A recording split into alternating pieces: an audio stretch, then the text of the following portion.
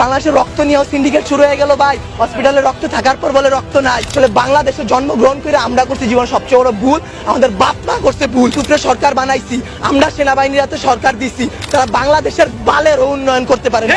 তারা 36 দিন পর তারা এনসিপি গঠন করে। তুলাই অভিশপ্ত না, অভিশপ্ত বাংলাদেশের রাজনীতি। রাতের বেলা লাশ গুম কইরেন না। মৃত সাগর বানাই দিতে আল্লাহ 2 মিনিট ভাবে নাই। ফেরাউন্ডে পানিতে ভাসাই দিতে আল্লাহ 2 মিনিট ভাবে নাই। আমরা তো পাপিষ্ঠ জাতি, আমরা তো খারাপ জাতি। আমাদের ডুবাই দিত আল্লাহ 2 মিনিটও ভাববে না। আপনাদের বলা আর এই যে নিজের গালে নিজে এইভাবে থাপ্পড় দেওয়া ভাই সেম কথা। ব্যথাটা নিজের উপরই, থুতুটা নিজের উপরই পড়ে। উপদেষ্টারা আসতেছে 20টা করে গাড়ি নিয়ে আসতেছে, উত্তরার রাস্তা বন্ধ করতেছে, সেক্টরের রাস্তাগুলো বন্ধ করতেছে। এতে যাদের যেই সন্তানগুলো আহত হয়েছে, নিহত হয়েছে, তাদের বাবা মাদের ঢুকতে দিতেছেন না আপনারা।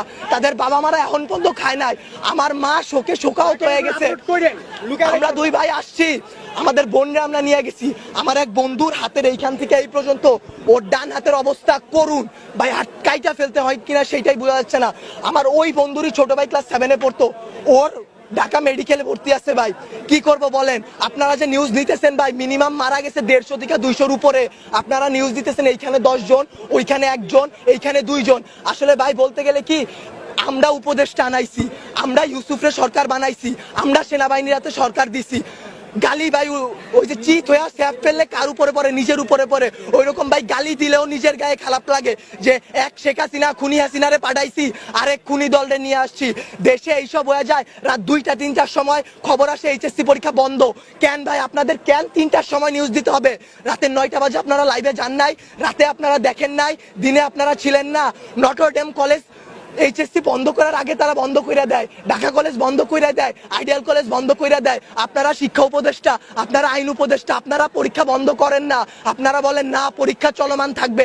কাদের নিয়ে পরীক্ষা দিবেন? আমরাই তো দেশের ভবিষ্যৎ, আমরাই তো ভবিষ্যৎ, তাই না? যারা মারা গেছে তারা আমাদের থেকে আরো ভালো ছিল, তারা আরো কিছু করতে পারতো।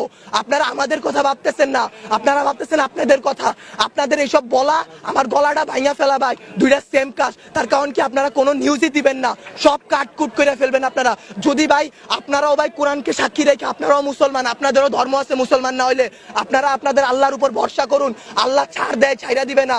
আজকে যেই বাচ্চাগুলো মারা গেছে তাদের বাপ মারা এখনো খায় নাই, তারা ভবিষ্যতে কোন দিন খাইতে পারবে তারা জানে না। তাদের অভিশাপ যদি ভাই আপনাদের উপর লাগে, সাংবাদিক সমিতি কেন, সম্পূর্ণ বাংলাদেশ লইরা উঠবে। আল্লাহর বিচার আপনারা দেখছেন। মৃত সাগর বানাই দিতে আল্লাহ 2 মিনিট ভাবে নাই। ফেরাউন্ডে পানিতে ভাসাই দিতে আল্লাহ 2 মিনিট ভাবে নাই।